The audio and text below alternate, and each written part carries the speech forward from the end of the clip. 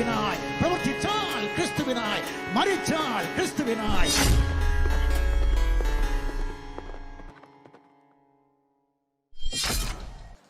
മരണത്തെ ജയിച്ചുയർത്തെഴുന്നേറ്റ് സ്വർഗാദി സ്വർഗത്തിൽ ഇന്നും ജീവിക്കുന്ന അനധിവിദൂര ഭാവിയിൽ അല്ലാഹുവിനെയും ജിബ്രിലിനെയും മുഹമ്മദിനെയും അടക്കം സകലതിനെയും ന്യായം വിധിക്കാനായി വീണ്ടും വരുന്ന സത്യദൈവവും നിത്യജീവനുമായ യേശുക്രിസ്തുവിന്റെ നിസ്തുലമായ നാമം എന്നും എന്നേക്കും വാഴ്ത്തപ്പെടുമാറാകട്ടെ. പാപികളെ രക്ഷിക്കുന്ന ആ മഹത്വമുള്ള നാമത്തിൽ ഞങ്ങളെ കേൾക്കുന്ന എല്ലാവർക്കും ട്രൂത്ത് ഫൈറ്റേഴ്സിന്റെ സ്നേഹ വന്ദനങ്ങൾ. ഒരു ചെറിയ കഥയോടുകൂടെ ഈ വീഡിയോ ആരംഭിക്കാമെന്ന് പ്രതീക്ഷിക്കുന്നു. കഥ നടക്കുന്നത് അധികം വികസനമൊന്നും എത്തിയിട്ടില്ലാത്ത ഒരു ദ്വീപിലാണ്. ചെറിയൊരു ഗ്രാമം, ദ്വീപ് ഗ്രാമം. നാലു ചുറ്റും പുഴയായതുകൊണ്ട് കടത്തുവഞ്ചിയിൽ കയറി അക്കരെ എത്തിയതിന് ശേഷമേ ആളുകൾക്ക് സിറ്റിയിലേക്ക് മറ്റും പോകാൻ പറ്റുമായിരുന്നുള്ളൂ. അപ്പൊ ഈ ഗ്രാമവാസികൾക്ക് ആർക്കും ഈ കടത്തുവഞ്ചിക്കാരനെ ഇഷ്ടമല്ലായിരുന്നു. അതിന്റെ കാരണം അയാൾ ഒരിക്കലും കരയോട് ചേർന്ന് കടത്തുവഞ്ചി അടുപ്പിക്കുകയില്ല എന്നുള്ളതാണ്. പാദം നനയുന്ന വിധത്തിലെ അയാൾ വഞ്ചി നിർത്തുകയുള്ളൂ. എന്നിട്ട് യാത്രക്കാരോട് ഇറങ്ങി നടന്നോളാൻ പറയും.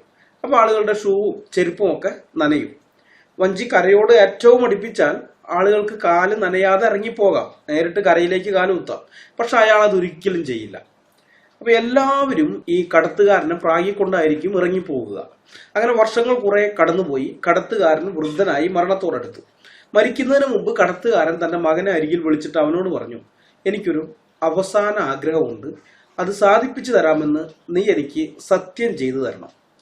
അച്ഛന്റെ അവസാന ആഗ്രഹമല്ലേ, എത്ര ബുദ്ധിമുട്ടിയിട്ടായാലും ഞാനത് നിറവേറ്റി തരാമെന്ന് മകൻ സത്യം ചെയ്തു കൊടുത്തു. അപ്പൊ കടത്തുകാരൻ പറഞ്ഞു, ഈ നാട്ടിലുള്ള ആർക്കും എന്നെ പറ്റി നല്ല അഭിപ്രായമില്ല, എന്നാൽ എൻ്റെ മരണശേഷം ഈ നാട്ടുകാർക്ക് എന്നെ കുറിച്ച് നല്ല അഭിപ്രായം ഉണ്ടാകുന്ന രീതിയിൽ നീ പ്രവർത്തിക്കണം എന്ന്. സത്യം പറഞ്ഞാൽ ഇത് കേട്ടപ്പോൾ കടത്തുകാരന്റെ മകൻ ഞെട്ടിപ്പോയി. നാട്ടുകാർക്ക് മുഴുവനും തന്റെ പിതാവിനോട് നല്ല കലിപ്പുണ്ടെന്നും താൻ എങ്ങനെയൊക്കെ ഇവിടെ മാതൃകായോഗ്യമായ വിധത്തിൽ ജീവിച്ചാലും തന്നെക്കുറിച്ച് നാട്ടുകാർ നല്ല അഭിപ്രായം പറയുമെന്നല്ലാതെ അവരൊരിക്കലും തന്റെ അച്ഛനെ കുറിച്ച് നല്ല അഭിപ്രായം പറയില്ലെന്ന് അവന് നല്ലവണ്ണം അറിയാമായിരുന്നു. എങ്കിലും സത്യം ചെയ്തു പോയില്ലേ, എങ്ങനെയെങ്കിലും അത് നിറവേറ്റിയല്ലേ പറ്റൂ. അയാൾ കുത്തിയിരുന്ന് ആലോചിച്ച് അവസാനം ഒരു പോംവഴി കണ്ടെത്തി. കുറച്ചാൾ കഴിഞ്ഞപ്പോൾ ഈ കടത്തുകാരൻ മരിച്ചു. അപ്പൊ നാട്ടുകാർക്ക് സന്തോഷമായി, ഇനി കാലും ചെരുപ്പും ഒക്കെ നനയാതെ യാത്ര ചെയ്യാമല്ലോ എന്നോർത്തിട്ടാണ് നാട്ടുകാർക്ക് ആശ്വാസം. സന്തോഷം എന്നുള്ളതിനേക്കാൾ ഉപരി ആശ്വാസം. അങ്ങനെ അച്ഛന് പകരം മകൻ കടത്തുകാരനായിട്ട് എത്തി. രാവിലെ ആദ്യത്തെ ട്രിപ്പ് ആൾക്കാരെയും കൊണ്ട് മകൻ കടത്തു തോണി തുഴഞ്ഞ് അക്കരയ്ക്ക് പോയി. തോണി അക്കരെ ഏതാണ്ട് മുട്ടൊപ്പം വെള്ളത്തിലെത്തിയപ്പോ ഈ മകൻ പറയുകയാണ്, മകനാണല്ലോ ഇപ്പോഴത്തെ കടത്തുകാരൻ, അവൻ പറയുകയാണ്, അങ്ങനെ കടവെത്തി എല്ലാവരും ഇറങ്ങിക്കോന്ന്. യാത്രക്കാരാകെ അന്തം വിട്ടു. മുട്ടൊപ്പം വെള്ളത്തിൽ ഇറങ്ങാനോ? അവർ പ്രതിഷേധിച്ചു. നിന്റെ അച്ഛൻ കാൽപാദം മുങ്ങുന്ന അത്രയും വഞ്ചി കരയോട് അടുപ്പിക്കാറുണ്ടായിരുന്നു, നീ ഇവിടെ ഞങ്ങളെ മുട്ടപ്പം വെള്ളത്തിലാണോ ഇറക്കി വിടുന്നത് എന്ന് ചോദിച്ചപ്പോൾ മോൻ പറയാ, അതെ, എന്നെ സംബന്ധിച്ച് ഇതാണ് ഇറങ്ങാനുള്ള ഇടം, എല്ലാവരും ഇവിടെ ഇറങ്ങിക്കോന്നു. അതോടെ യാത്രക്കാർ മുഴുവൻ അവനെ പ്രാഗിക്കൊണ്ട് അവിടെ നിന്ന് ഇറങ്ങി കരയിലേക്ക് നടക്കാൻ തുടങ്ങി. അങ്ങനെ നടക്കുന്നതിനിടയിൽ യാത്രക്കാർ തമ്മി പറയുന്നത് മകൻ കേൾക്കുന്നുണ്ടായിരുന്നു. എന്നാണ് അവർ പറഞ്ഞതെന്നറിയാമോ? ഇവന്റെ അച്ഛൻ എത്ര നല്ല മനുഷ്യനായിരുന്നു, അദ്ദേഹം നമ്മുടെ കാൽപാദം മാത്രമേ നനയിപ്പിച്ചിരുന്നുള്ളൂ, ഇവൻ എന്തൊരു ദുഷ്ടനാ, നമ്മുടെ കാൽമുട്ട് വരെയല്ലേ അവൻ നനയിപ്പിക്കുന്നതെന്ന്. അങ്ങനെ അച്ഛനുണ്ടായിരുന്ന ചീത്തപ്പേര് മകൻ മാറ്റിക്കൊടുത്തു. ഇതാണ് കഥ. ഞാൻ ഈ കഥ പറഞ്ഞത് എന്തിനാണെന്ന് നിങ്ങളിൽ പലർക്കും മനസ്സിലായി കാണില്ല എന്നെനിക്കറിയാം. അതുകൊണ്ട് സംഗതി എന്താണെന്ന് വിവരിക്കാം. ഇത്രയും കാലം ഞങ്ങൾ അവഗണിച്ചു വിട്ടിരുന്ന മുഹമ്മദ് ഈസയെ സിനിമയിലെടുക്കാൻ കാരണം എന്താണെന്ന് കഴിഞ്ഞ വീഡിയോയിൽ ഞാൻ പറഞ്ഞിരുന്നു. ഇസ്രായേൽ പലസ്തീൻ സംഘർഷം വിവരിച്ചുകൊണ്ട് ബഹുമാനപ്പെട്ട ബ്രദർ ജെയിംസ് വർഗീസ് IAS-ഉം ബ്രദർ ജോർജ് കോശിയും ഞാനും കൂടി നടത്തിയ ചർച്ചകൾ ലൈഫ് ഫോക്കസ് എന്ന യൂട്യൂബ് ചാനലിൽ അപ്ലോഡ് ചെയ്തതിനു ശേഷം അതിന് പ്രതികരണവുമായി വന്ന മുഹമ്മദ് ഈസ, ഞാൻ ഏറെ ബഹുമാനിക്കുന്ന എൻ്റെ കൂടെ ഉണ്ടായിരുന്ന ഈ രണ്ടു പേരെയും പരിഹസിക്കുന്നത് കണ്ടതുകൊണ്ട് മാത്രമാണ് മുഹമ്മദ് ഈസയുടെ വീഡിയോയ്ക്ക് ഞാൻ ഖണ്ഡന വീഡിയോകൾ ചെയ്യാമെന്ന് തീരുമാനിച്ചത്. എന്നാൽ ആ പരമ്പരയിലെ ആദ്യത്തെ വീഡിയോ ഞങ്ങൾ അപ്ലോഡ് ചെയ്യുന്നതിന് തൊട്ട് തലേ ദിവസം നിഷ്പക്ഷ നിലപാട് എന്നും പറഞ്ഞു നടക്കുന്ന ഡോക്ടർ അനിൽ മുഹമ്മദ് എന്ന വ്യക്തി അയാളുടെ ചാനലിൽ അപ്ലോഡ് ചെയ്ത 15 മിനിറ്റും 21 സെക്കൻഡുമുള്ള ഒരു വീഡിയോ കണ്ടപ്പോഴാണ് മുഹമ്മദ് ഈസയൊക്കെ എത്ര ഡീസന്റ് ആണ് എന്നെനിക്ക് മനസ്സിലായത്. ഞങ്ങളുടെ വീഡിയോക്കെതിരെ ആശയപരമായി എന്തെങ്കിലും പറയാനുണ്ടാകുമെന്ന് കരുതിയിട്ടാണ് ഞാൻ ഡോക്ടർ അനിൽ മുഹമ്മദിന്റെ വീഡിയോ കണ്ടത്. പക്ഷേ പുച്ഛവും പരിഹാസവും വ്യക്തി അധിക്ഷേപവും പിന്നെ പെരിച്ചാഴി പുന്നല് കാണുമ്പോഴുണ്ടാകുന്ന ഒരു ചിരിയുണ്ടല്ലോ, ഇളി, അതുപോലത്തെ ഇളിഞ്ഞ ചിരിയും അല്ലാതെ വേറെ ഒന്നും ഡോക്ടർ അനിൽ മുഹമ്മദിന്റെ വീഡിയോയിൽ ഉണ്ടായിരുന്നില്ല. സാമ്പിളിന് ഞാനൊരു ക്ലിപ്പ് നിങ്ങളെ കാണിക്കാം. ഇവിടെ വളരെ വിദഗ്ധമായ ചില നിരീക്ഷണങ്ങളുമായി നമ്മുടെ അനിൽ അയ്യപ്പൻ എന്ന് പറയുന്ന ചരിത്രകാരൻ, അപ്പോളജിസ്റ്റ്, ഇപ്പോളജിസ്റ്റ് ആൻഡ് നിപ്പോളജിസ്റ്റ് തുടങ്ങിയ വിവിധ പേരുകളിൽ അറിയപ്പെടുന്ന ഒരാൾ വളരെ ഘനഗാംഭീര്യമുള്ള ഒരു സിദ്ധാന്തവുമായി രംഗത്തെത്തുകയുണ്ടായി. അതിന് സാക്ഷിയായി ഇരിക്കുന്നതാകട്ടെ ജെയിംസ് വർഗീസ് എന്ന് പറയുന്ന ഒരു മുൻ IAS ഉദ്യോഗസ്ഥനും പിന്നെ വേറൊരു കോശി എന്ന് പറയുന്ന അദ്ദേഹവും. ഇവർ രണ്ടുപേരും യഥാർത്ഥത്തിൽ ഒരാൾ കാലിൻ്റെ പുറത്ത് കാല് കയറ്റി അയ്യപ്പനെ അഭിമുഖം നടത്തുന്നുവെങ്കിലും അയ്യപ്പൻ പറയുന്നതെല്ലാം മിണുങ്ങുന്നത് കേൾക്കുമ്പോൾ നിങ്ങൾ താഴെ ഇരിക്കുകയും അയ്യപ്പനെ കസേരയിലിരുത്തുകയുമാണ് ചെയ്യേണ്ടത്. അത്ര പരമയോഗ്യരാണ് നിങ്ങൾ. ഡോക്ടർ അനിൽ മുഹമ്മദിന്റെ ഇളി കണ്ടോ? പൊട്ടന ഓണേഴ്സ് അടിക്കുമ്പോഴാണ് ഞാൻ ഇങ്ങനെയുള്ള ഇളി ഇതിനു മുമ്പ് കണ്ടിട്ടുള്ളത്. മുഹമ്മദ് ഈസയും തന്റെ വീഡിയോയിൽ ബഹുമാനപ്പെട്ട ജെയിംസ് വർഗീസ് അങ്കിളിനെയും ജോർജ് ജോഷ് അങ്കിളിനെയും ഒക്കെ കളിയാക്കുകയും പരിഹസിക്കുകയും ചെയ്യുന്നുണ്ട്. അതൊക്കെ ചെയ്തിട്ടുണ്ട്, ശരിയാ. പക്ഷെ ഡോക്ടർ അനിൽ മുഹമ്മദിന്റെ വീഡിയോ കണ്ടതോടെ ഈ മുഹമ്മദ് ഈസ എക്സ്ട്രാ ഡീസന്റ് ആണല്ലോ എന്ന് ഞാൻ ചിന്തിച്ചു പോയി. സത്യമാണ്, അതുപോലെ ഞാൻ ചിന്തിച്ചു പോയി, എത്ര ഡീസന്റ് ആണ് ഈസ എന്നൊക്കെ. പിന്നെ കുറെ ആലോചിച്ചപ്പോൾ എനിക്ക് മനസ്സിലായി എന്തുകൊണ്ടാണ് ഈ വ്യത്യാസം എന്നുള്ള കാര്യം. അനിൽ മുഹമ്മദ് ഒരു ഡോക്ടറാണെന്ന് പറഞ്ഞാലും അയാൾക്കുള്ളത് മദ്രസ വിദ്യാഭ്യാസത്തിന്റെ ബാക്ക്ഗ്രൗണ്ടാണ്. എതിരാളികളിൽ നിന്ന് ചോദ്യം വരുമ്പോൾ അതിന് ഉത്തരം പറയാൻ കഴിയാതെ ബബ്ബ അടിക്കുന്ന മുഹമ്മദിനെയും മുഹമ്മദിന്റെ ആ ഗതികേടിൽ മുഹമ്മദിനെ സഹായിക്കാൻ കഴിയാതെ വെപ്രാളപ്പെടുന്ന അല്ലാഹുവിനെയുമാണ് നമ്മൾ ഇസ്ലാമിൽ കാണുന്നത്. എതിരാളികളുടെ ചോദ്യങ്ങൾക്ക് ഉത്തരവില്ലാതാകുമ്പോൾ അവരെ തെറി വിളിക്കുകയും വ്യക്തിഹത്യ നടത്തുകയും ചെയ്യുന്ന ഭൂലോക പരിഹാസിയായ മുഹമ്മദിന്റെ ഹദീസുകളും വിറക് ചുമട്ടുകാരിയെന്നും ഏഷണിക്കാരനും പിഴച്ചുപറ്റവനെന്നുമൊക്കെ ആയത്തുകൾ ഇറക്കി എല്ലായ്പ്പോഴും മുഹമ്മദിന്റെ ഈ വൃത്തികേടിനെ സപ്പോർട്ട് ചെയ്തുകൊണ്ടിരിക്കുന്ന അള്ളാഹുവിന്റെ വചനങ്ങളുമാണ് ഈ അനിൽ മുഹമ്മദ് കുട്ടിക്കാലം മുതലേ പഠിച്ചിട്ടുള്ളത്. അപ്പോ ഈ ഡോക്ടർ അനിൽ മുഹമ്മദിന്റെ വ്യക്തിത്വം രൂപപ്പെട്ടു വരുന്ന സമയത്ത് അയാളെ സ്വാധീനിച്ചിട്ടുള്ളത് ഖുർആനും ഹദീസുകളുമാകുന്ന വൃത്തികേടുകളാണ്. അതുകൊണ്ടാണ് അയാൾ അങ്ങനെ ആയിരിക്കുന്നത്. എന്നാൽ നേരെ തിരിച്ചാണ് മുഹമ്മദ് ഈസയുടെ കാര്യം. മുഹമ്മദ് ഈസയ്ക്ക് ഒരു ക്രിസ്ത്യൻ ബാക്ക്ഗ്രൗണ്ട് ഉണ്ട്, ഒരു ക്രിസ്ത്യൻ പശ്ചാത്തലം. മുഹമ്മദ് ഈസ ഒരു മുൻ ക്രിസ്ത്യാനിയാണ്. കുട്ടിക്കാലത്ത് സൺഡേ സ്കൂളിൽ പോയിരുന്നത് കൊണ്ട് ബൈബിളിലെ മൂല്യങ്ങളും സന്മാർഗവുമാണ് മുഹമ്മദ് ഈസയുടെ വ്യക്തിത്വത്തെ രൂപീകരിക്കാൻ ഏറെ സ്വാധീനിച്ചിട്ടുള്ളതും സഹായിച്ചിട്ടുള്ളതും. ഇസ്ലാമിലേക്ക് പോയതോടെ മുഹമ്മദ് ഈസയുടെ ഉള്ളിലുണ്ടായിരുന്ന മൂല്യങ്ങളും മറ്റും കറപ്റ്റഡായി തീർന്നിട്ടുണ്ടെങ്കിലും ഇസ്ലാം എന്ന കാളകൂട വിഷം ആ ക്രൈസ്തവ മൂല്യങ്ങളെ കുറേയേറെ നശിപ്പിച്ചിട്ടുണ്ടെങ്കിലും ഈസയുടെ ഉള്ളിൽ നിന്ന് ആ ക്രൈസ്തവ മൂല്യങ്ങൾ പൂർണ്ണമായും ഇല്ലാതായിട്ടില്ല. അതുകൊണ്ടാണ് ഡോക്ടർ അനിൽ മുഹമ്മദിന്റെ നിലവാരത്തിലേക്ക് മുഹമ്മദ് ഈസയ്ക്ക് തരം താഴാൻ പറ്റാഞ്ഞത്. മദ്രസാ പൊട്ടൻ എപ്പോഴും മദ്രസാ പൊട്ടന്റെ നിലവാരമേ കാണിക്കുകയുള്ളൂ. എത്ര വിദ്യാഭ്യാസം ഉണ്ടായാലും എത്ര ഡോക്ടറേറ്റ് നേടിയാലും. അതിന് നല്ല ഉത്തമ ഉദാഹരണമാണ് ഡോക്ടർ അനിൽ മുഹമ്മദ്.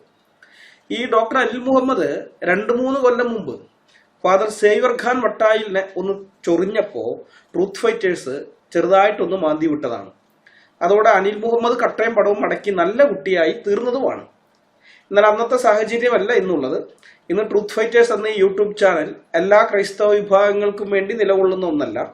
പ്രൊട്ടസ്റ്റന്റ് ക്രിസ്ത്യാനികൾക്ക്, അതിൽ തന്നെ അനാബാപ്റ്റിസ്റ്റുകൾക്ക് വേണ്ടി മാത്രമാണ് ഇന്ന് ഈ ചാനൽ നിലകൊള്ളുന്നത്. അതുകൊണ്ട് കഴിഞ്ഞ കുറെ കാലമായി ഡോക്ടർ അനിൽ മുഹമ്മദ് പട്ടുത്വ സഭകളിലെ നേതൃസ്ഥാനത്തിരിക്കുന്നവരെ ചൊറിയുന്നത് ഞാൻ കാണുന്നുണ്ടായിട്ടും അതിന് മറുപടി പറയണം എന്നൊരു ചിന്ത പോലും എൻ്റെ ഉള്ളിലുണ്ടായിരുന്നില്ല. അവരുടെ അപ്പോളജിസ്റ്റുകൾ ഉണ്ടല്ലോ, പെന്തോമുക്ത ഇന്ത്യയാണ് ഞങ്ങളുടെ ലക്ഷ്യം, പെന്തക്കോസ്തുകാരെ ഈ രാജ്യത്ത് നിന്ന് ഞങ്ങൾ അടിച്ചോടിച്ച് പെന്തോരഹിത ഭാരതമാക്കി ഞങ്ങൾ ഈ നാടിനെ മാറ്റും, പെന്തക്കോസ്തുകാരെ കണ്ടാൽ കത്തോലിക്കർ പള്ളയ്ക്ക് കത്തി കയറ്റുന്ന അവസ്ഥയിലേക്ക് ഞങ്ങൾ എത്തിക്കുമെന്നൊക്കെ ക്ലബ് ഹൗസിൽ റൂമുകളിട്ട് ഘോരഘോരം ഉദ്ഘോഷിക്കുന്ന റോമൻ കത്തോലിക്ക അപ്പോളജിസ്റ്റുകൾ ഉണ്ടല്ലോ, അങ്ങനെ കുറെ എണ്ണം ഉണ്ട്. അപ്പൊ അവരുടെ ബിഷപ്പുമാരെ ആക്ഷേപിച്ചുകൊണ്ട് ഡോക്ടർ അനിൽ മുഹമ്മദ് ഇറക്കിയ വീഡിയോകൾക്കുള്ള മറുപടി അവര് കൊടുക്കട്ടെ. എനിക്കതിനകത്ത് എന്ത് കാര്യം എന്ന് ചിന്തിച്ച് ഞാൻ ആ ഭാഗത്തേക്കേ ശ്രദ്ധിക്കാതെ അനിൽ മുഹമ്മദിനെ ഒഴിവാക്കി വിട്ടിരുന്നതാണ്. ഈ അകലെ പോകുന്നവനെ അരികത്ത് വിളിച്ചാൽ അരക്കാത്തൊട്ട് ഛേദം എന്നാണ് കാർന്നവന്മാർ പറഞ്ഞിട്ടുള്ളത്. അപ്പൊ ഞാൻ എന്തിനാ വെറുതെ അങ്ങനെ ഒരു ഛേദം സഹിക്കാൻ നിൽക്കുന്നത്? അവരുടെ തെയ്യം, അവരുടെ മഞ്ഞക്കുറി, അവരുടെ ഇഷ്ടത്തിൽ എന്ത് വേണമെങ്കിലും ആകട്ടെ, നമുക്ക് അതിനകത്ത് ഒരു റോളും ഇല്ല എന്ന് പറഞ്ഞാൽ വിട്ടതാണ്.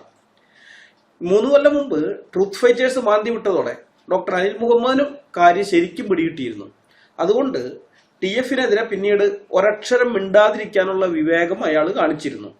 എന്നാൽ ഇപ്പൊ എന്താണ് സംഭവിച്ചതെന്ന് വെച്ചാൽ, ജെയിംസ് വർഗീസ് അങ്കിളും ജോർജ് വാഷ് അങ്കിളും ഞാനും കൂടി ഇസ്രായേൽ പലസ്തീൻ സംഘർഷത്തിന്റെ ചരിത്ര പശ്ചാത്തലം വിവരിച്ചുകൊണ്ട് ഇറക്കിയ 80 മിനിറ്റിലധികമുള്ള 2 വീഡിയോകളിൽ നിന്ന് 8 സെക്കൻഡ് ക്ലിപ്പ് എടുത്തുകൊണ്ട് വന്ന് ആ 8 സെക്കൻഡിൽ പറഞ്ഞ കാര്യങ്ങളിൽ മാത്രം ഒതുങ്ങി നിന്നുകൊണ്ടുള്ള ഒരു സംവാദത്തിന് തയ്യാറുണ്ടോ എന്ന് മുഹമ്മദ് ഈസ എന്നെ വെല്ലുവിളിക്കുകയും, സുബോധമുള്ള ഏതൊരാളെയും പോലെ ഞാൻ ആ സംവാദ പ്രഹസനത്തെ അവഗണിച്ചു വിടുകയും ചെയ്തതിന് ശേഷം മുഹമ്മദ് ഈസ എനിക്കെതിരെ വീഡിയോ ഇറക്കി ഏതാണ്ട് ഒരാഴ്ചയോളം കഴിഞ്ഞിട്ടും അതിനൊരു മറുപടി വീഡിയോ ഞങ്ങളുടെ ഭാഗത്തു നിന്നും വന്നിരുന്നില്ല. 3 കൊല്ലം മുമ്പ് ഞങ്ങളിൽ നിന്നും കിട്ടിയ അടിയുടെ വേദന ഇപ്പോഴും ഉള്ളിലൊതുക്കി കൊണ്ടു നടക്കുന്ന ഡോക്ടർ അനിൽ മുഹമ്മദ് ഇത് നല്ലൊരു അവസരമായി കണ്ടു. ഡോക്ടർ അനിൽ മുഹമ്മദ് വിചാരിച്ചത് ഞങ്ങൾക്ക് മറുപടിയില്ലാത്തത് കൊണ്ടാണ് ആ വീഡിയോക്ക്, ഈസയുടെ വീഡിയോയ്ക്ക് ഞങ്ങൾ മറുപടി പറയാതെ മിണ്ടാതിരിക്കുന്നതെന്നായിരുന്നു. അതുകൊണ്ട് തിരിച്ച് ഞങ്ങൾ പ്രതികരിക്കുമെന്ന ഭയം ഇനി വേണ്ട, ഞങ്ങൾക്ക് മറുപടി ഇല്ലല്ലോ, ഞങ്ങൾ മിണ്ടില്ലല്ലോ എന്നാണ് ആ പുള്ളിക്കാരൻ വിചാരിച്ചത്. അപ്പൊ ഇനി തിരിച്ചുള്ളൊരു പ്രതികരണം ഉണ്ടാകുമെന്നുള്ളൊരു പേടിയും ഇല്ലാതെ ഞങ്ങളെ അടിക്കാം. 3 കൊല്ലം മുമ്പ് വാങ്ങിച്ചു കൂട്ടിയത് ഇപ്പൊ തിരിച്ചു കൊടുക്കാം എന്നൊക്കെ ഡോക്ടർ അനിൽ മുഹമ്മദ് വ്യാമോഹിച്ചു. ആ വ്യാമോഹത്തിന്റെ അനന്തരഫലമായിട്ടാണ് ഇപ്പൊ ഇങ്ങനൊരു വീഡിയോയുമായി ഡോക്ടർ അനിൽ മുഹമ്മദ് രംഗത്ത് വന്നത്. പക്ഷേ മനം കൊണ്ട് മാല കിട്ടിയാൽ അത് കഴുത്തിലിടാൻ പറ്റില്ല എന്ന് മാത്രം ഡോക്ടർ അനിൽ മുഹമ്മദ് തിരിച്ചറിഞ്ഞില്ല. മുഹമ്മദ് ഈസയുടെ വീഡിയോയ്ക്ക് മറുപടി കൊടുക്കാൻ വൈകിയത് എന്റെ ചില തിരക്കുകൾ കാരണമായിരുന്നു. കാരണം ഇത് ക്രിസ്മസ് വെക്കേഷന്റെ സമയമായതുകൊണ്ട് ചില യുവജന ക്യാമ്പുകളിൽ എനിക്ക് ക്ലാസ് എടുക്കാൻ പോകേണ്ടതുണ്ടായിരുന്നു. ക്യാമ്പുകൾ കഴിഞ്ഞു വന്നപ്പോൾ വൈഫിന് പനിയും മറ്റുമൊക്കെയായി അങ്ങനെയും കുറച്ച് ദിവസങ്ങൾ പോയി. അത് കഴിഞ്ഞ് സമയം കിട്ടിയപ്പോഴാണ് ആ വീഡിയോ പരമ്പരയുടെ ആമുഖ വീഡിയോ ചെയ്യാൻ പറ്റിയത്. സത്യം പറഞ്ഞാൽ ഈസയുടെ വീഡിയോയ്ക്ക് മറുപടി വീഡിയോ ഇറക്കാൻ പറ്റാതെ ഓരോരോ തടസ്സങ്ങൾ മുന്നിൽ വന്നപ്പോൾ എനിക്ക് നല്ല വിഷമം ഉണ്ടായിരുന്നു. ദൈവം എന്താണ് ഓരോ തടസ്സങ്ങൾ അനുവദിക്കുന്നത് എന്ന് ഞാൻ ചിന്തിക്കുകയും ചെയ്തിരുന്നു. എന്നാൽ ഡോക്ടർ അനിൽ മുഹമ്മദിന്റെ വീഡിയോ ഇറങ്ങിയപ്പോഴാണ് ഈസയ്ക്കുള്ള മറുപടി വീഡിയോ ഇറക്കാൻ പറ്റാതെ ഓരോരോ തടസ്സങ്ങൾ ദൈവം അനുവദിച്ചതിന്റെ പുറകിലുള്ള ആ ഉദ്ദേശം, ദൈവത്തിന്റെ ഉദ്ദേശം എനിക്ക് മനസ്സിലായത്. ഈസയുടെ വീഡിയോയ്ക്ക് 1-2 ദിവസത്തിനുള്ളിൽ തന്നെ ഞങ്ങൾ മറുപടി വീഡിയോ പരമ്പര ചെയ്യാൻ തുടങ്ങിയിരുന്നെങ്കിൽ ഈ ഡോക്ടർ അനിൽ മുഹമ്മദ് ഇത്രയും നാളും ചെയ്തു വന്നതുപോലെ കണ്ണടച്ച് മിണ്ടാതിരുന്നേനെ. പക്ഷെ ഞങ്ങളങ്ങനെ വീഡിയോ ഇറക്കാതിരുന്നത് കൊണ്ട് എന്താണ് സംഭവിച്ചത്? വേപ്പിൻകുരുവിന് സാക്ഷി കാഞ്ഞിരക്കുരു എന്ന് കാരണവന്മാര് പറയുന്നത് പോലെ മുഹമ്മദ് ഈസയെ സപ്പോർട്ട് ചെയ്തുകൊണ്ട് അനിൽ മുഹമ്മദ് വന്നിരിക്കുന്നു. വേപ്പിൻകുരുവിന്റെ കയ്പ് നമുക്കറിയാം. എന്നാൽ കാഞ്ഞിരക്കുരുവിന്റെ കയ്പിന് മുമ്പിൽ വേപ്പിൻകുരുവിന്റെ കയ്പ് ഒന്നുമല്ല. ഈ വേപ്പിൻകുരുവിന് നല്ല മധുരമുണ്ടല്ലോ എന്ന് വരെ ചിലപ്പോൾ നമ്മൾ പറഞ്ഞു പോകും കാഞ്ഞിരക്കുരുവിന്റെ കയ്പിന് മുമ്പിൽ. അങ്ങനെയാണ് സംഗതി. ഞാൻ ബഹുമാനിക്കുന്ന വ്യക്തികൾക്ക് നേരെയുള്ള മുഹമ്മദ് ഈസയുടെ പുച്ഛവും പരിഹാസവും കണ്ടപ്പോഴാണ് ഈസയ്ക്ക് മറുപടി കൊടുക്കാം എന്ന് ഞാൻ വിചാരിച്ചത്.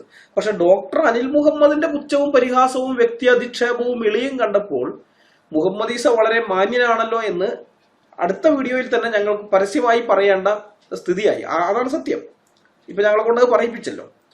ഏതായാലും ഡോക്ടർ അനിൽ മുഹമ്മദിന്റെ 15 മിനിറ്റും 21 സെക്കൻഡുമുള്ള വീഡിയോയിൽ നിന്നും ഞാൻ 26 ക്ലിപ്പുകളാണ് കട്ട് ചെയ്ത് എടുത്തിട്ടുള്ളത്. ദൈവം അനുവദിച്ചാൽ അന്നത്തിന്റെ ബലവും ആയുസ്സിന്റെ ശക്തിയും ഉണ്ടെങ്കിൽ ഈ 26 ക്ലിപ്പുകൾക്കും നല്ല വിശദമായി തന്നെ മറുപടി വീഡിയോകൾ വരും.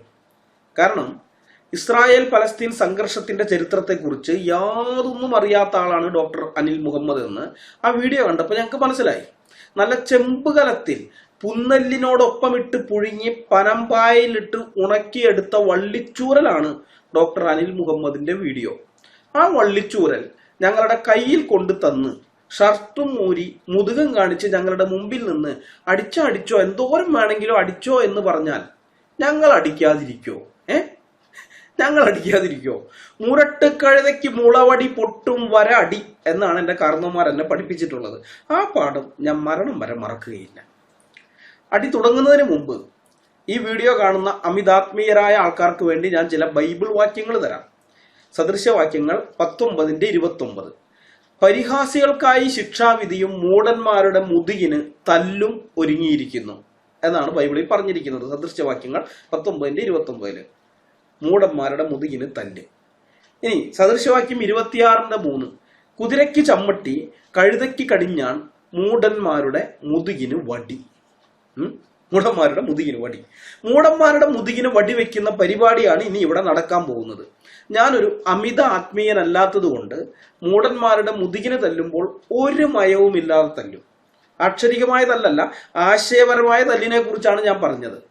ഇത്തരം കൂട്ടരോട് എങ്ങനെയാണ് സംസാരിക്കേണ്ടത് എന്ന് ദൈവവചനത്തിൽ വളരെ വ്യക്തമായി പറഞ്ഞിട്ടുണ്ട്. 26-ാം അധ്യായം സദൃശവാക്യം 26-ന്റെ തൊട്ട് താഴെ 3-ാം വാക്യത്തിന് താഴെ 4-5 വാക്യങ്ങളിൽ, നീയും മൂഢനെ പോലെ ആകാതിരിക്കേണ്ടതിന് അവന്റെ ഭോഷത്വം പോലെ അവനോട് ഉത്തരം പറയരുത്. മൂഢന് താൻ ജ്ഞാനി എന്ന് തോന്നാതിരിക്കേണ്ടതിന് അവന്റെ ഭോഷത്വത്തിന് ഒത്തവണ്ണം അവനോട് ഉത്തരം പറയുക എന്നാണ് സദൃശവാക്യം 26-ന്റെ 4-5 കൽപ്പിച്ചിട്ടുള്ളത്.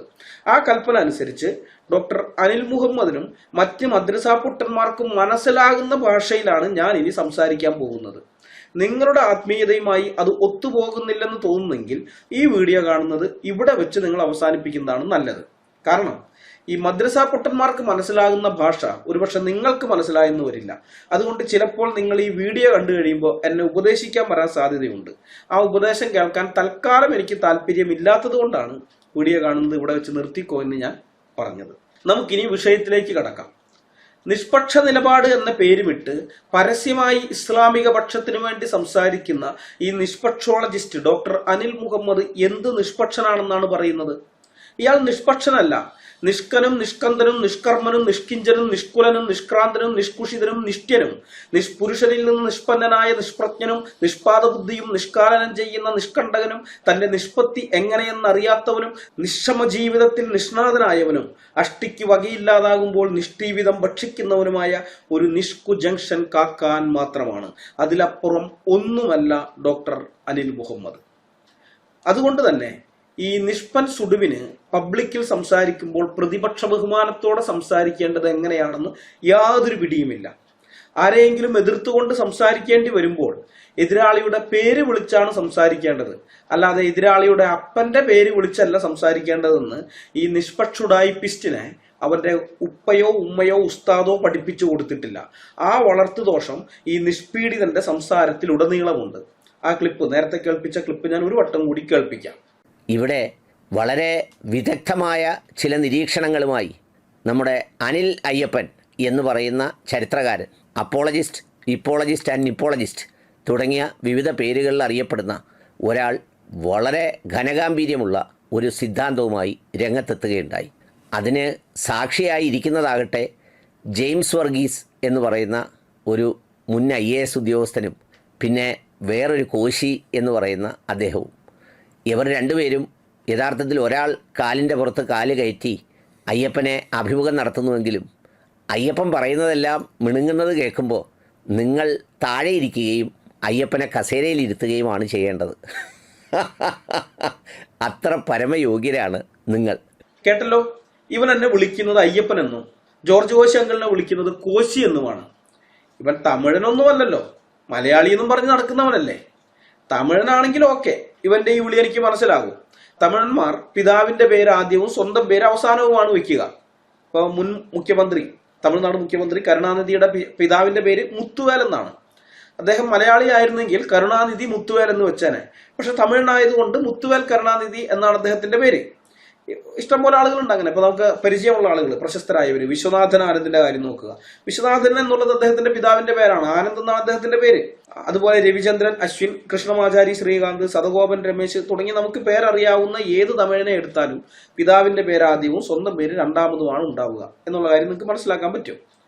പക്ഷേ ഈ നിഷ്പക്ഷുഡായിപ്പിസ്റ്റ് നിഷ്കന്ധൻ ഡോക്ടർ അനിൽ മുഹമ്മദ് തമിഴനല്ലല്ലോ, മലയാളിയല്ലേ. മലയാളികൾ സ്വന്തം പേര് ആദ്യവും പിതാവിന്റെ പേര് പുറകിലുമാണ് വയ്ക്കുക. അതിവനറിയാത്തതല്ല, മനഃപൂർവ്വം പിതാവിന്റെ പേര് വിളിക്കുന്നതാണ് ഇവൻ. എതിർത്തു നിന്ന് സംസാരിക്കുന്നവരുടെ അപ്പനെ വിളിക്കുന്നത് മുസ്ലിങ്ങളുടെ സഹജ സ്വഭാവമാണ്. ഡോക്ടറൊക്കെ ആയെങ്കിലും മദ്രസാ സംസ്കാരത്തിൽ നിന്ന് ഉത്ഭൂതമായ നിഷ്കന്ധ വ്യക്തിത്വവുമായി നടക്കുന്ന ഈ നിഷ്കുഷിതൻ ഡോക്ടർ അനിൽ മുഹമ്മദിനും ആ സഹജ സ്വഭാവം കൈമോശം വന്നിട്ടില്ല. മറ്റാളുകളുമായി ഇടപെടുമ്പോൾ ഞാൻ എപ്പോഴും കീപ്പ് ചെയ്യുന്ന ഒരു ബൈബിൾ വാക്യമുണ്ട്. എൻ്റെ കർത്താവ് പറഞ്ഞിട്ടുള്ള വാക്യമാണ് മത്തായി 7:12. മനുഷ്യർ നിങ്ങൾക്ക് ചെയ്യണമെന്ന് നിങ്ങൾ ഇച്ഛിക്കുന്നതൊക്കെയും നിങ്ങൾ അവർക്കും ചെയ്യുവിൻ, ന്യായപ്രമാണവും പ്രവാചകന്മാരും ഇതുതന്നെ എന്നാണ് കർത്താവ് പറഞ്ഞിട്ടുള്ളത്. ന്യായപ്രമാണവും പ്രവാചകന്മാരും എന്ന് പറഞ്ഞിരിക്കുന്നത് പഴയ നിയമത്തെ മൊത്തത്തിൽ ഉദ്ദേശിച്ചിട്ടാണ്.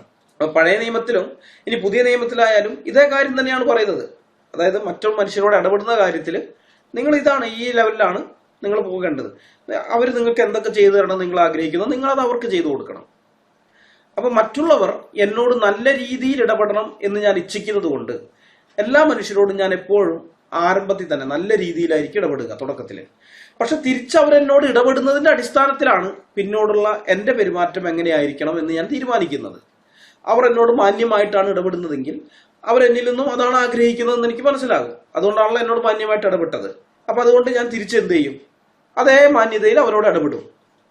പക്ഷേ ഞാൻ മാന്യമായി ഇടപെട്ടിട്ടും തിരിച്ചെന്റെ അപ്പനെ വിളിച്ചുകൊണ്ടൊക്കെയാണ് അവർ സംസാരിക്കാൻ നിൽക്കുന്നതെങ്കിൽ എനിക്ക് മനസ്സിലാകും അവരെന്നിൽ നിന്നും പ്രതീക്ഷിക്കുന്നത് മാന്യമായ ഇടപെടലല്ല, മറിച്ച് ഇതേ രീതിയിലുള്ള ഇടപെടലാണെന്ന്. അതുകൊണ്ടാണല്ലോ അവരങ്ങനെ എന്നോട് ഇടപെട്ടത്. എന്താണോ എന്നിൽ നിന്ന് അവർ പ്രതീക്ഷിക്കുന്നത് അതനുസരിച്ചാണ് അവർ ഇടപെടുന്നത്. ഓക്കെ, ഞാൻ അതിന് റെഡിയാണ്. തിരിച്ച് അവരുടെ അപ്പന്റെ പേര് വിളിച്ചുകൊണ്ട് തന്നെ ഞാനും സംസാരിക്കും. എനിക്ക് അക്കാര്യത്തിൽ ഒരു മടിയുമില്ല. ഇവിടെ ഡോക്ടർ അനിൽ മുഹമ്മദ് എന്നെ അനിൽകുമാർ എന്നോ അനിൽകുമാർ അയ്യപ്പൻ എന്നോ അനിൽ അയ്യപ്പൻ എന്നോ വിളിക്കാതെ അയ്യപ്പൻ എന്ന് എൻ്റെ പിതാവിന്റെ പേര് മാത്രം വിളിച്ച് സംസാരിച്ചത് കൊണ്ട് ഞാൻ മനസ്സിലാക്കുന്നത് ഞാനും തിരിച്ച് അവന്റെ അപ്പന്റെ പേര് വിളിച്ചുകൊണ്ട് സംസാരിക്കണം എന്നാണ് അവൻ ആഗ്രഹിക്കുന്നതെന്നാണ്. അതുകൊണ്ട് ഇനി അങ്ങോട്ട് അനിൽ മുഹമ്മദ് എന്ന് ഞാൻ അവനെ വിളിക്കുകയില്ല, മുഹമ്മദ് എന്ന് മാത്രമേ വിളിക്കുകയുള്ളൂ. അനിൽ കട്ട് ചെയ്ത് കളയുകയാണ്. എന്നെ കേൾക്കുന്ന മുസ്ലിം സുഹൃത്തുക്കൾ മനസ്സിലാക്കണം, നിഷ്കൻ മുഹമ്മദ് എന്നും നിഷ്കന്ദൻ മുഹമ്മദ് എന്നും നിഷ്ക്രാന്തൻ മുഹമ്മദ് എന്നും നിഷ്പുരുഷൻ മുഹമ്മദ് എന്നും നിഷ്കുഷിതൻ മുഹമ്മദ് എന്നും ഒക്കെ ഇനി അങ്ങോട്ടുള്ള വീഡിയോകളിൽ ഞാൻ പറയുമ്പോൾ അത് 7-ാം നൂറ്റാണ്ടിൽ 51 വയസ്സ് പ്രായമുള്ളപ്പോൾ 6 വയസ്സ് തികയാത്ത ആയിഷയെ കെട്ടിയ നിങ്ങളുടെ മാതൃകാപുരുഷൻ മുഹമ്മദ് ഉണ്ടല്ലോ, ആ മുഹമ്മദിനെ അല്ല ഞാൻ ഉദ്ദേശിക്കുന്നത്. മറിച്ച് ഈ നിഷ്പൻ സുഡു അനിൽ മുഹമ്മദിനെയാണ് ഞാൻ മുഹമ്മദ് എന്ന വാക്കുകൊണ്ട് അർത്ഥമാക്കുന്നതെന്നാണ്. അങ്ങനെയാണ് നിങ്ങൾ മനസ്സിലാക്കേണ്ടത്. തെറ്റിദ്ധാരണ ഉണ്ടാകാതിരിക്കാൻ വേണ്ടി കാര്യം വ്യക്തമാക്കിയതാണ് കേട്ടോ. പിന്നെ ഇവന്റെ ഡോക്ടറേറ്റ്, അത് 500 രൂപയ്ക്ക് 50 ഡോക്ടറേറ്റ് കൊടുക്കുന്ന ഏതോ ചാത്തൻ യൂണിവേഴ്സിറ്റിയിൽ നിന്നും ഡിസ്കൗണ്ട് സെയിലിൽ ഡോക്ടറേറ്റ് വിൽപ്പന നടത്തുന്നത് കണ്ടപ്പോൾ ചില്ലറ കൊടുത്ത് ഇവ വാങ്ങിയതാണെന്നാണ് ഞാൻ അനുമാനിക്കുന്നത്. കാരണം ജെന്യുവിനായി ഡോക്ടറേറ്റ് നേടിയ ഒരാൾക്ക് റിസർച്ച് മെന്റാലിറ്റി ഉണ്ടാകും. കാര്യങ്ങളെ പഠിക്കാൻ റിസർച്ച് ചെയ്യാനുള്ളൊരു മെന്റാലിറ്റി ഉണ്ടാവും. ഇസ്രായേൽ പലസ്തീൻ സംഘർഷത്തെക്കുറിച്ച് ഞാൻ പറഞ്ഞ കാര്യം ലോകത്ത് ഇന്നുവരെ ഒരു ചരിത്രകാരനും പറഞ്ഞിട്ടില്ലാത്ത, ഞാൻ പുതുതായി കണ്ടെത്തിയ സിദ്ധാന്തമാണെന്നാണ് നിഷ്കണ്ടകൻ മുഹമ്മദ് അവന്റെ വീഡിയോയിൽ പറഞ്ഞത്. പേരിനെങ്കിലും അല്പം റിസർച്ച് മെന്റാലിറ്റി ഉണ്ടായിരുന്നെങ്കിൽ അവനൊന്ന് ഗൂഗിൾ ചെയ്ത് നോക്കുമായിരുന്നു, അന്നേരം പിടികിട്ടിയാനെ. ധാരാളം ചരിത്രകാരന്മാർ ഇഷ്ടംപോലെ തെളിവുകൾ നിരത്തിക്കൊണ്ട് പണ്ടേ പറയുന്ന കാര്യമാണിതെന്ന്. അതിനുള്ള റിസർച്ച് മെന്റാലിറ്റി പോലും ഇല്ലാത്ത ഈ നിഷ്പ്രജ്ഞൻ മുഹമ്മദ് ഡോക്ടറേറ്റിന്റെ തീസീസ് ഒക്കെ റിസർച്ച് ചെയ്ത് എഴുതാൻ നിൽക്കുമെന്ന് ഞാൻ ചിന്തിക്കുന്നില്ല. ഏതോ ചാത്ത യൂണിവേഴ്സിറ്റിയിൽ നിന്നും ഡിസ്കൗണ്ട് സെയിലിൽ വാങ്ങിയ സാധനമാണത്. നിഷ്ക്രാന്തൻ മുഹമ്മദിന്റെ കൈവശമുള്ള ഡോക്ടറേറ്റ് സർട്ടിഫിക്കറ്റിന് അത് അച്ചടിച്ച കടലാസിന്റെ വില പോലും ഇല്ലാത്തത് കൊണ്ട് അവനെ ഞാൻ ഡോക്ടർ എന്നൊക്കെ വിളിച്ച് ഇനി സമയം കളയുന്നില്ല. ഡോ എന്ന് മാത്രമേ വിളിക്കുന്നുള്ളൂ, ഡോക്ടർ മൊത്തം വിളിക്കുന്നില്ല, ഡോ. ഇവൻ കാശ് കൊടുത്തു വാങ്ങിയ ചുമ്മാ ഡോക്ടറേറ്റിന്റെ ചുരുക്കെഴുത്താണ് ഡോ എന്ന് നിങ്ങൾ മനസ്സിലാക്കണം. ഡോ നിഷ്കന്ദൻ മുഹമ്മദേ, ഞങ്ങളുടെ നാട്ടിൽ കാർന്നോമാര് പറയുന്നൊരു ചൊല്ലുണ്ട്, അടിയിരിക്കുന്നിടത്ത് തല കൊണ്ട് വെക്കരുതെന്ന്. സത്യത്തിൽ നീ അതാണ് ഇവിടെ ചെയ്തിരിക്കുന്നത്. നിനക്ക് യാതൊരു അറിവുമില്ലാത്ത വിഷയത്തിൽ കയറി സംസാരിക്കാൻ വന്നതേ തെറ്റ്. അതിന്റെ ഒപ്പം ഈ പരിഹാസവും പുച്ഛവും വ്യക്തിയധിക്ഷേപവും പിന്നെ പെരിച്ചാഴി പുന്നല് കണ്ടതുപോലെയുള്ള ആ ഇളിയും കൂടിയാകുമ്പോൾ പറയുകയും വേണ്ട, അടി ഏതൊക്കെ ദിക്കിൽ നിന്നാണ് വരുന്നതെന്ന് ഒരു ഊഹവും നിനക്ക് കിട്ടില്ല. കാശില്ലാത്തവൻ കാശിക്ക് പോകണ്ടെന്ന് ഞങ്ങളുടെ നാട്ടിൽ കാരണവന്മാർ പറയും. അതായത് ചെയ്യാൻ പറ്റാത്ത കാര്യം ചെയ്യാൻ നിൽക്കണ്ടെന്ന്. പക്ഷെ നീ എന്താ ചെയ്തത്? കയ്യിൽ കാൽ കാശില്ലെങ്കിലും കാശിക്ക് മാത്രമല്ല, കാശി രാമേശ്വരം മധുര പഴനിയൊക്കെ പോയി വരാനാണ് നീ നോക്കിയത്. അപ്പൊ പിന്നെ അതിന്റെ അനന്തരഫലം കൂടി അങ്ങോട്ട് അനുഭവിക്കുക, അത്രയോ ഉള്ളു കാര്യം. ഞങ്ങൾക്കെതിരെയുള്ള ഈ നിഷ്കിഞ്ചൻ മുഹമ്മദിന്റെ യൂട്യൂബ് വീഡിയോയുടെ കമന്റ് സെക്ഷനിൽ പോയി നോക്കിക്കഴിഞ്ഞാൽ അവിടെയും നിങ്ങൾക്ക് കാണാൻ പറ്റും മുസ്ലിങ്ങളെല്ലാം എന്റെ അപ്പനെ വിളിച്ചുകൊണ്ടാണ് സംസാരിക്കുന്നതെന്ന്. സാമ്പിൾ ഞാൻ ചിലത് കാണിച്ചു തരാം. അതെ, ബഷീർ എന്ന് പറയുന്ന ഒരുത്തൻ, വിവരവും വിവരക്കേടും രണ്ടാണ് അയ്യപ്പോ പയ്യപ്പോ എന്ന്. അനിലേന്നല്ല പറയുന്നത്, അയ്യപ്പോ പയ്യപ്പോ എന്നൊക്കെ പറഞ്ഞ എന്റെ അപ്പനെയാണ് അവൻ പരിഹസിക്കുന്നത്. ഇനി അടുത്തത് ഹമീദ് ചൊളയിൽ, അവൻ പറയാണ് മഹാപണ്ഡിതനാണെന്ന് തോന്നുന്നു അപ്പി അയ്യപ്പൻ. ഇനി അടുത്തത് ഉമർ ഫാറൂഖ്, അയ്യപ്പൻ എന്ന കരിങ്കുരങ്ങും 2 സാധാ കുരങ്ങന്മാരും മനുഷ്യനെ വഴിതെറ്റിക്കാൻ ശ്രമിക്കുന്നു, അത്രയേ ഉള്ളൂ എന്നാണ് ഉമർ ഫാറൂഖ് പറഞ്ഞത്. ഇനി അടുത്തത് ക്യാമ്പ് ഡോക്ടർ എന്ന് പറയുന്നവൻ, ഈ അപ്പിയോളജിസ്റ്റ് അയ്യപ്പൻ പാലസ്തീനിന്റെ ചരിത്രം എന്തറിയാം, ബൈബിൾ ശരിക്കും വായിച്ചിരുന്നെങ്കിൽ മിനിമം അറിവെങ്കിലും ഉണ്ടാകുമായിരുന്നു. അടുത്തത് യാസർ എംപി, അവനേതോ ചെർമനാണ്, ചെർമൻ എന്ത് ചരിത്രം. ഇവിടെയുള്ള ദളിതുകളൊക്കെ ഇത് കേൾക്കുന്നുണ്ടല്ല. ഈ മുസ്ലിങ്ങളുടെ ഒപ്പം കൂടിയിട്ടാണ് കുറെ ദളിത് സംഘടനകൾ ദളിത് മുസ്ലിം ഐക്യം എന്നൊക്കെ പറഞ്ഞുകൊണ്ട് നടക്കുന്നത്. ഇവന്റെയൊക്കെ ഉള്ളിലിരിപ്പ് ഇതാണ്. ചെറുമനാണെന്നും പറഞ്ഞു. ചെറുമൻ എന്ത് ചരിത്രം എന്ന്? എടാ നിനക്കൊന്നും ചരിത്രബോധമില്ലാത്തതുകൊണ്ടാണ് ഈ ഡയലോഗ് അടിച്ചത് നീ. ചെറുമനുള്ളതുപോലെ ചരിത്രം ഈ നാട്ടിൽ വേറെ ആർക്കാടാ ഉള്ളത്? ഈ മണ്ണിന്റെ മക്കളാണ് അവര്, മനസ്സിലായ? ഈ മണ്ണിന്റെ മക്കള്, തദ്ദേശവാസികള്, അറബി കല്യാണത്തിലുണ്ടായവരല്ല, നിക്കാമുത്തയിലുണ്ടായവരല്ല. പിടികിട്ടിയ? ഈ നാട്ടിലുള്ളവർ, ഈ നാട്ടിലത്തെ ആളുകൾ, അവർക്ക് എന്ത് ചരിത്രം എന്നല്ലേ? അത് പോട്ടെ.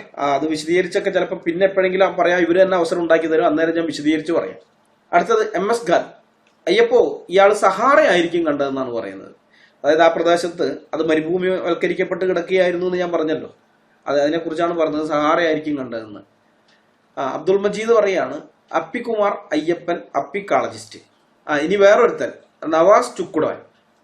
എന്തോന്ന് ചുക്കുടനാണ് നീയൊക്കെ. അവൻ പറയാണ് ഈ അയ്യപ്പൻ പൊട്ടനോട് ആര് പറഞ്ഞു മനസ്സിലാക്കാൻ? ഇത് കേൾക്കുമ്പോൾ തല നിലത്തടിക്കാനാണ് തോന്നുന്നത്. ഈ പൊട്ടത്തരം കേൾക്കാൻ 2 പൊട്ടന്മാരും. ഇനി അടുത്ത ജിജു. 10ാം ക്ലാസ്സും ഗുസ്തിയും മാത്രം കൈമുതലായ അയ്യപ്പൻ എന്ത് ചരിത്രം, എന്ത് സയൻസ്, വായിൽ വന്നത് കോതയ്ക്ക് പാട്ട്. 10ാം ക്ലാസ്സും ഗുസ്തിയാണ്. എനിക്ക് 10ാം ക്ലാസ്സെങ്കിലും ഇല്ലേ? 10ാം ക്ലാസ് ഇല്ലേ? നിന്റെയൊക്കെ പ്രവാചകൻ എന്ന് പറഞ്ഞു നടക്കുന്നവൻ എഴുത്തും വായനയും പോലും അറിയാമായിരുന്നോടാ. എഴുത്തും വായനയും. അവസാനം വരെ നിരക്ഷരകുക്ഷിയായിട്ടല്ലേ ജീവിച്ചത് ആ പുള്ളി. അപ്പൊ ആ പുള്ളിയുടെ മുമ്പിലൊക്കെ ഞാൻ എത്ര മേലെയാന്ന് നിനക്കറിയോ? എനിക്ക് എന്റെ മാതൃഭാഷ എഴുതാനും വായിക്കാനും അറിയാം. അതുകൂടാതെ വേറെ 6 ഭാഷ ദൈവകൃപയാൽ എനിക്ക് എഴുതാനും വായിക്കാനും അറിയാം. എഴുതാനും വായിക്കാനേ അറിയുള്ളൂ. അതിനകത്ത് എക്സ്പെർട്ട് ആണെന്നൊന്നും ഞാൻ പറയുന്നില്ല. തമിഴ് മാത്രമാണ് ഞാൻ അതിൽ വേറെ, മലയാളം പോലെ തന്നെ എനിക്ക് കൈകാര്യം ചെയ്യാൻ പറ്റുന്നത് തമിഴ് മാത്രമേ ഉള്ളൂ. പിന്നെ ഇംഗ്ലീഷ് ഒരുവിധം കേട്ടാൽ എനിക്ക് മനസ്സിലാവുകയും ചെയ്യും. അതിൽ ഞാൻ അത്ര സംസാരിക്കാൻ അത്ര ഫ്ലുവന്റ് അല്ല. ഓക്കെ, പക്ഷെ എന്തോ ആയിക്കോട്ടെ, എനിക്ക് ഏറ്റവും കുറഞ്ഞത് എന്റെ മാതൃഭാഷ എഴുതാനും വായിക്കാൻ അറിയാലോ. നിന്റെ പ്രവാചകൻ അതറിയാമായിരുന്നോ? ആ പുള്ളിക്ക് ആദ്യം കിട്ടിയ കൽപ്പന അതാണ്, വായിക്കുക എന്ന് പറഞ്ഞ് ഫസ്റ്റ് തന്നെ പറഞ്ഞ് കിട്ടിയ കൽപ്പന അതാണ്. ജിബ്രീൽ വന്നു കഴിഞ്ഞിട്ടുണ്ട് ഇങ്ങനെ ഞെക്കിയാലോ, ധൃതരാഷ്ട്രകാലം ഇങ്ങനെ നടത്തിയിട്ട് ആദ്യം പറഞ്ഞ് വായിക്കുക എന്ന്. ചാകുന്നവരെ ആ പുള്ളി ആ കൽപ്പന അനുസരിച്ചോ? ഒന്നാമത് കിട്ടിയ ആ കൽപ്പന അതുപോലും അനുസരിച്ചില്ല. 23 കൊല്ലം പിന്നെ ജീവിച്ചിരുന്നു. 23 കൊല്ലം കൊണ്ടൊക്കെ മാതൃഭാഷ ഏതൊരുത്തിനും എഴുതാനും വായിക്കാനും പഠിക്കാൻ പറ്റും. ചെയ്തില്ല, പുള്ളി ചെയ്തില്ല. അതിന് പോലും ഒരു വിലയും കൽപ്പിച്ചില്ല. പുള്ളിക്ക് ഈ പെണ്ണുകെട്ടലും മറ്റു കാര്യങ്ങളൊക്കെ ആയിരുന്നു, കൊള്ളയടിയും ഇതൊക്കെ ആയിരുന്നു പ്രധാനം, അല്ലാണ്ട് ഇതൊന്നും ആയിരുന്നില്ല. അപ്പൊ അതുകൊണ്ട് 10ാം ക്ലാസ്സും ഗുസ്തി എന്നും പറഞ്ഞ് എന്നെ കളിയാക്കാൻ വരരുത്. അതിന്റെ പ്രവാചകനെ കുറിച്ച് എനിക്ക് കൂടുതൽ പറയേണ്ടി വരും. പറയാതിരിപ്പിക്കുകയാണ് നല്ലത്. പിന്നെ കുറ്റം പറയരുതല്ലോ. എല്ലാ മുസ്ലിങ്ങളും അയ്യപ്പൻ എന്ന് വിളിച്ചുകൊണ്ടല്ല അവിടെ കമന്റ് ഇട്ടിരിക്കുന്നത്. ചില മുസ്ലിങ്ങൾ അനിൽ അയ്യപ്പൻ എന്ന് വിളിച്ചും കമന്റ് ഇട്ടിട്ടുണ്ട്. അതും നോക്കാം. അത് ഷിഹാദ് എന്ന് പറയുന്ന ഒരുത്തൻ, അനിൽ അയ്യപ്പൻ നായിക്ക് പിറന്നവൻ, സംഘിക്ക് പിറന്നവൻ, അവന്റെ തള്ളയുടെ കുഴപ്പം എന്നാണ് അവൻ പറഞ്ഞത്. ഇതുവൻ അപ്പൻ എന്നെ വിളിച്ചിരിക്കുന്നത് തന്നെയാണ്, അല്ലയ്യപ്പൻ തന്നെയാണ് പറഞ്ഞിരിക്കുന്നത്. പക്ഷെ എന്റെ അപ്പൻ നായാണെന്നാണ് അവൻ പറയുന്നത്. നായിക്ക് പറഞ്ഞവനാണ്, അവന്റെ തള്ളയുടെ കുഴപ്പം. എന്റെ അമ്മേനെയും പറഞ്ഞു. ഇനി അത് കഴിഞ്ഞ് വേറൊരുത്തൻ, മുഹമ്മദ് അഷറഫ് എന്ന് പറയുന്നവൻ, ഹറാത്തിലുണ്ടായ അയ്യപ്പ, ഇത് എന്നെ അല്ലാട്ടോ പറയുന്നത്, അപ്പനെയാണ്, എന്റെ അപ്പനെയാണ്. ഹറാത്തിലുണ്ടായ അയ്യപ്പ സ്വന്തം തന്ത എങ്ങനെ ഉണ്ടായി എന്നതെങ്കിലും ഒന്ന് അന്വേഷിച്ച് കണ്ടെത്തണം പ്ലീസ്. മരിക്കുന്നതിന് മുമ്പ് കൂടെ ഉള്ളവരെയും ഉറപ്പിക്കണം. അപ്പോൾ എന്റെ അപ്പനോട് പറയാണ് സ്വന്തം തന്ത എന്ന് വെച്ചാൽ എന്റെ അപ്പൂപ്പനെയും പറഞ്ഞു. എന്റെ പേര് അൽകുമാർ എന്നാണെന്നും അയ്യപ്പൻ എന്നത് എന്റെ പിതാവിന്റെ പേരാണെന്നും അദ്ദേഹം മരിച്ചുപോയ ആളാണെന്നും ഞാൻ ഈ ദാവാക്കാരോട് പലവട്ടം പറഞ്ഞിട്ടുള്ളതാണ്. പല പ്രാവശ്യം ഞാനത് പറഞ്ഞിട്ടുണ്ട്. പക്ഷേ ഈ ദാവാക്കാർ ഉത്തരം മുട്ടുമ്പോൾ എന്നെ തെറി വിളിക്കാതെ മരിച്ചുപോയ എന്റെ അപ്പനെ തെറി വിളിച്ച് നിർവൃത്തി കൊള്ളൂ. ഏതാണ്ട് 10-15 കൊല്ലത്തിന് മുകളിലായി ഇത് ഞാൻ അനുഭവിക്കുന്നതാണ്. ഈ വീഡിയോയിൽ ഞാൻ സംസാരിക്കാൻ ആഗ്രഹിക്കുന്നത് മുസ്ലിങ്ങളുടെ ഈ മെന്റാലിറ്റിയെ കുറിച്ചാണ്. ഡോക്ടറേറ്റ് നേടിയെന്ന് അവകാശപ്പെടുന്ന അനിൽ മുഹമ്മദ് ആയാലും അതല്ല ലോ ക്ലാസ് ആയി നടക്കുന്ന മുഹമ്മദിനെ പോലെയൊക്കെയുള്ള ലോ ക്ലാസ് ലെവലിൽ നടക്കുന്ന സാധാ മുസ്ലിം ആയാലും അവർക്കെതിരെ സംസാരിക്കുന്നവരുടെ അപ്പന് വിളിക്കുന്ന ഈ സ്വഭാവം എന്തുകൊണ്ടാണ് അവരിൽ ഉറച്ചു പോയിരിക്കുന്നത്? ഇതിന്റെ മനഃശാസ്ത്രം എന്താണെന്ന് നിങ്ങൾക്ക് അറിയാമോ? മറ്റുള്ളവരുടെ അപ്പനെ വിളിക്കുന്ന ആളുകളെ, അത് മുസ്ലിങ്ങൾ മാത്രമല്ല എല്ലാ മതവിഭാഗത്തിൽപ്പെട്ട ആളുകളെയും മതമില്ലാത്ത ആളുകളെയും പല ഇതിൽപ്പെട്ട ആൾക്കാർ, ഇവരൊക്കെ ഞാൻ സൂക്ഷ്മ നിരീക്ഷണത്തിന് വിധേയമാക്കിയിട്ടുണ്ട്. എന്തുകൊണ്ടാണ് ഇവരിങ്ങനെ മറ്റുള്ളവരുടെ അപ്പനെ വിളിക്കുന്നത് എന്നറിയാൻ. അപ്പൊ ഇതിന്റെ മനഃശാസ്ത്രം പഠിക്കാൻ വേണ്ടിയിട്ടാണ് ഞാൻ ചെയ്തത്. അപ്പൊ ആ സൂക്ഷ്മ നിരീക്ഷണത്തിൽ നിന്ന് എനിക്ക് പിടികിട്ടിയ കാര്യങ്ങൾ ഞാൻ പറയാം. എന്തുകൊണ്ടാണ് ഇവരിങ്ങനെയൊക്കെ മറ്റുള്ളവരെ അപ്പനെ വിളിക്കുന്നത്? ഇതെല്ലാം ഒറ്റ കാറ്റഗറിയിൽ ഒതുങ്ങുന്നതല്ല, പല പല കാറ്റഗറികളാണ്, പല കാറ്റഗറിയിൽ വരുന്നതാണ്. എന്റെ ഇതിൽ ഞാൻ നോക്കി കഴിഞ്ഞപ്പോൾ ഒരു 6, മൊത്തം 7 ഉണ്ട്. 7ാമത്തെ ഇത് ഞാൻ പറയുന്നില്ല. 7ാമത്തെ കാറ്റഗറി ഞാൻ ഇപ്പൊ തൽക്കാലം ഇവിടെ പറയുന്നില്ല. 6 കാറ്റഗറി എനിക്ക് മനസ്സിലായതുണ്ട്. ഞാൻ 6 കാറ്റഗറിയെ കുറിച്ച് പറയാം. ഇതാണ് ഇതിന്റെ കാരണം. 1ാമത്തെ ടീം എന്ന് പറയുന്നത് ചൂണ്ടിക്കാണിക്കാൻ ഒരു പിതാവില്ലാതെ ജനിച്ചതിന്റെ അപകർഷത മനസ്സിലേൽപ്പിച്ചിരിക്കുന്ന ആഘാതമുള്ളവർ. ഈ ആഘാതം മറയ്ക്കാൻ വേണ്ടി അവർ മറ്റുള്ളവരുടെ അപ്പനെ വിളിക്കും. മനസ്സിലായോ? അപ്പൊ ചില ആളുകളുടെ പ്രശ്നം ഇതാണ്. ഈ 2ാമത്തെ കൂട്ടര് പിതാവ് ആരാണെന്ന് ചോദിച്ചാൽ ചൂണ്ടിക്കാണിക്കാൻ രണ്ട് കൈയിലെയും വിരലുകൾ പോരാതെ വരികയും അവസാനം നാട്ടിലെ സഹകരണ സംഘത്തിന് നേർക്ക് വിരൽ ചൂണ്ടിക്കാണിക്കേണ്ട ഗതികേട് ഉണ്ടാകുകയും ചെയ്യുന്നവർ. ഒറ്റ തന്തയ്ക്ക് ജനിച്ചവരെ കാണുമ്പോൾ അസൂയ മുഴുത്തിട്ട് ഇവർ അവരുടെ പിതാവിനെ തെറി വിളിക്കും. അതങ്ങനെ ഒരു കൂട്ടം ആളുകൾ. ഇനി മൂന്നാമത്തെ കാറ്റഗറിയിലുള്ള ഒരു ടീമുണ്ട്. ഖുർആൻ പറയുന്നത് പ്രകാരം 3ഉം 4ഉം കല്യാണം കഴിച്ച് ചുറ്റി നടന്ന പിതാവിന്റെ മകനായി ജനിച്ചതുകൊണ്ട് പിതാവിൽ നിന്നുള്ള സ്നേഹം ശരിയായ വിധത്തിൽ അനുഭവിക്കാൻ ഭാഗ്യം ലഭിക്കാത്തവര്, തങ്ങൾക്ക് കിട്ടാത്ത ഭാഗ്യം മറ്റുള്ളവർക്ക് കിട്ടുന്നത് കൊണ്ടുണ്ടാകുന്ന അസൂയ മൂലം ഇവർ മറ്റുള്ളവരുടെ പിതാവിനെ തെറി വിളിക്കും. അത് മൂന്നാമത്തെ കാറ്റഗറി വരുന്ന ടീമാണ്. ഇനി അടുത്തത് നാലാമത്തെ കാറ്റഗറിയിലുള്ളവര്. വിത്തുകാളയെപ്പോലെ നാട് നീളെ മക്കളുണ്ടാക്കി നടന്നവനിൽ നിന്ന് ജനിച്ചതിന്റെ അരക്ഷിത ബോധമുള്ളവർ. കുട്ടിക്കാലത്ത് പിതാവ് ചിലവിന് തരാത്തത് മൂലം അനുഭവിച്ച കഷ്ടപ്പാടുകൾ കാരണം ഇവർ കുടുംബത്തിന്റെ സുരക്ഷിത ബോധത്തിൽ വളർന്നു വന്നവരോട് അസൂയ മൂത്ത് അവരുടെ പിതാവിനെ തെറി വിളിക്കും. അഞ്ചാമത്തെ കൂട്ടര്, അതുവരെ താൻ പിതാവാണെന്ന് ധരിച്ചു വെച്ച ആൾ സത്യത്തിൽ തന്റെ പിതാവല്ല എന്ന് തിരിച്ചറിവ് ഉണ്ടായ ആളുകൾ. ഈ തിരിച്ചറിവ് അവരിൽ ഏൽപ്പിക്കുന്ന മാനസികാഘാതം വളരെ വലുതായിരിക്കും. അതിന്റെ ദേഷ്യം ഇവർ മറ്റുള്ളവരുടെ പിതാക്കന്മാരെ തെറി വിളിച്ച് തീർക്കും. മനസ്സിലായോ? ഇത് അഞ്ചാമത്തെ കാറ്റഗറി വരുന്നവര്. ഇനി ആറാമത്തെ കാറ്റഗറി അതെന്താണെന്ന് വെച്ചാൽ സ്വന്തം പിതാവിനെ ബഹുമാനിക്കാത്ത കുടുംബത്തിൽ വളർന്നു വന്ന ആളുകൾ. ഈ സ്വന്തം പിതാവിനെ ബഹുമാനിക്കാൻ അറിയാത്തവൻ എങ്ങനെയാണ് മറ്റൊരുത്തന്റെ പിതാവിനെ ബഹുമാനിക്കുക? അവനതൊരിക്കലും സാധിക്കുകയില്ല. അതുകൊണ്ട് അവൻ സ്വന്തം പിതാവിനെ വിളിക്കുന്ന പോലെ മറ്റുള്ളവന്റെ പിതാവിനെയും തെറി വിളിക്കും. ഇനി ഏഴാമതൊരു കൂട്ടം ആളുകളുണ്ട്. അത് ഞാൻ ഇപ്പൊ പറയുന്നില്ല. ഇവന്മാരുടെ ചൊറിച്ചിൽ കൂടുകയാണെങ്കിൽ പിന്നീട് പറയാം. സൂക്ഷ്മമായി നിരീക്ഷിച്ചാൽ നമുക്കൊരു കാര്യം മനസ്സിലാകും. ഇവരാരും സത്യത്തിൽ മറ്റുള്ളവരുടെ പിതാവിനെയല്ല സ്വന്തം പിതാവിനെ തന്നെയാണ് തെറി വിളിക്കുന്നത് എന്നുള്ള കാര്യം. സ്വന്തം പിതാവിനോടുള്ള ദേഷ്യമാണ് ഇവർ മറ്റുള്ളവരുടെ പിതാവിനോട് തീർക്കുന്നത്. മറ്റുള്ളവരെ പോലെ ഒറ്റ തന്തയ്ക്ക് നല്ലൊരു കുടുംബത്തിൽ ജനിച്ചിരുന്നെങ്കിൽ എന്നുള്ള ആഗ്രഹം അവരുടെ ഉള്ളിൽ അത്രമാത്രം കലശലായതുകൊണ്ടാണ് അവരിങ്ങനെയൊക്കെ പ്രതികരിച്ചു പോകുന്നത്. മറ്റുള്ളവർക്ക് ലഭ്യമായ സൗഭാഗ്യം തങ്ങൾക്ക് നിഷേധിച്ചു കളഞ്ഞ തങ്ങളുടെ പിതാവിനെയാണ് സത്യത്തിൽ അവർ തെറി വിളിക്കുന്നത്. ഇക്കാര്യം മനസ്സിലായതിൽ പിന്നെ എനിക്ക് ഇങ്ങനെയുള്ളവരോട് സഹതാപം മാത്രമേ തോന്നിയിട്ടുള്ളൂ. അതിപ്പോ ഈ അനിൽ മുഹമ്മദിന്റെ കാര്യത്തിലായാലും ബാക്കി അവിടെ കമന്റ് ഇട്ട അവിടെ മാത്രമല്ല, മുഹമ്മദ് ഈസയുടെ യൂട്യൂബ് ചാനലിലും ഫേസ്ബുക്കിലൊക്കെ പോയി കഴിഞ്ഞാൽ അവിടെയും ഉണ്ട് ഇങ്ങനെ കമന്റ് ഇടുന്നവരെ കാണാം, എന്റെ അപ്പനെ വിളിച്ചുകൊണ്ട്. അപ്പൊ അവരോടൊക്കെ എനിക്ക് ഇങ്ങനെയുള്ള ഒരു സഹതാപം മാത്രമേ തോന്നിയിട്ടുള്ളൂ. നിഷ്ക്രാന്തം മുഹമ്മദേ, ഞാൻ ഈ പറഞ്ഞ 6 കാറ്റഗറിയിൽ ഏതിലാണ് നീ ഉൾപ്പെടുന്നതെന്നും പറയാമോ? ഡോക്ടറേറ്റ് വരെ ഉണ്ടായിട്ടും നീ ഇങ്ങനെ മറ്റുള്ളവരുടെ അപ്പനെ വിളിച്ച് നടക്കുന്നതിന്റെ കാരണം അറിയാനുള്ള ആഗ്രഹം കൊണ്ട് ചോദിച്ചതാണ്. പറയാൻ നിനക്ക് നാണക്കേട് തോന്നുന്നുണ്ടെങ്കിൽ നീ പറയണമെന്നില്ല. എനിക്ക് നിന്റെ ഗതികെട്ട അവസ്ഥ ശരിക്കും മനസ്സിലാകും. എന്നാലും കൗതുകം കൊണ്ട് ഒന്ന് ചോദിച്ചെന്നേ ഉള്ളൂ കേട്ടാ. നിഷ്കണ്ഠം മുഹമ്മദേ, താൻ അറിയേണ്ട ഒരു കാര്യമുണ്ട്. ട്രൂത്ത് ഫൈറ്റേഴ്സിലെ ആൾക്കാരെ കുറിച്ച് നീ എന്താ വിചാരിച്ചു വെച്ചിരിക്കുന്നത്? നിനക്ക് പരിചയമുള്ള ക്രിസ്ത്യൻ നാമധാരികളെ പോലെയാണ് ഞങ്ങളെന്നോ? സൗജന്യമായി ഈന്തപ്പഴവും ഫ്ലൈറ്റ് ടിക്കറ്റും കിട്ടുമെങ്കിൽ നീയൊക്കെ പറയുന്ന എന്ത് വൃത്തികേടുകൾക്കും തലയാട്ടുകയും തങ്ങളുടെ കീഴിലുള്ള ക്രിസ്ത്യാനികളെ കൊണ്ട് ആ വൃത്തികേടുകൾക്ക് തലയാട്ടിക്കുകയും ചെയ്യുന്ന തുമ്പുകെട്ട ഇടയന്മാരെയേ നീ കണ്ടിട്ടുള്ളൂ.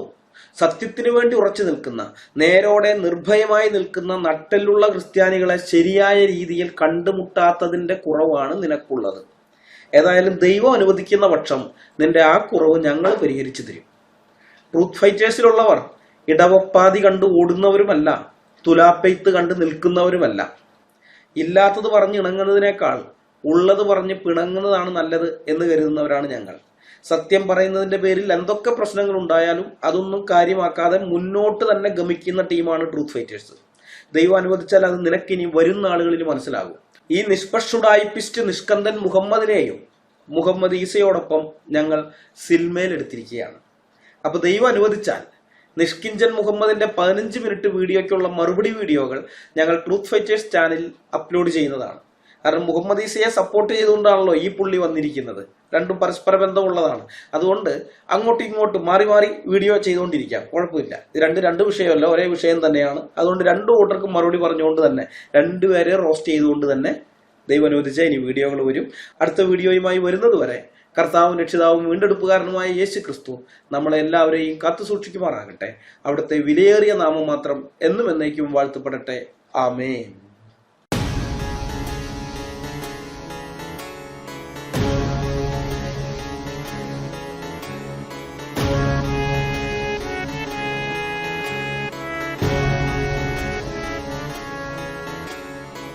ജീവിച്ചാൽ ക്രിസ്തുവിനായി, പ്രവർത്തിച്ചാൽ ക്രിസ്തുവിനായി, മരിച്ചാൽ ക്രിസ്തുവിനായി.